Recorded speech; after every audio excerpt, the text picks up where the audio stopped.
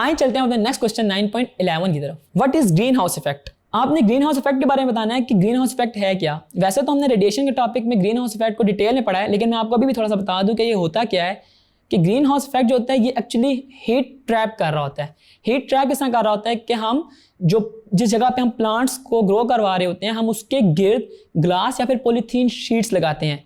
होता यूं है कि जो सन से हमारे पास अल्ट्रावायलेट या इंफ्रारेड जो भी हमारे पास रेज आ रही होती हैं वो उसके अंदर इंटर हो जाती हैं, और जब इंटर होने के बाद वो बाहर स्केप आउट करना चाह रहे थे रिफ्लेक्ट करके, तो लॉन्गर वेवलेंथ होती है ना, जो ग्लास और पॉलीथीन शीट होती है ना, वो उसको रिस्ट्रिक्ट करती हैं बाहर निकलने से, और उल्टा वो उसको बाउंस बैक करवा देती हैं इनसाइड द ग्रीन हाउस, जिसकी वजह से टेम्परेचर काफ़ी वार्म होता है।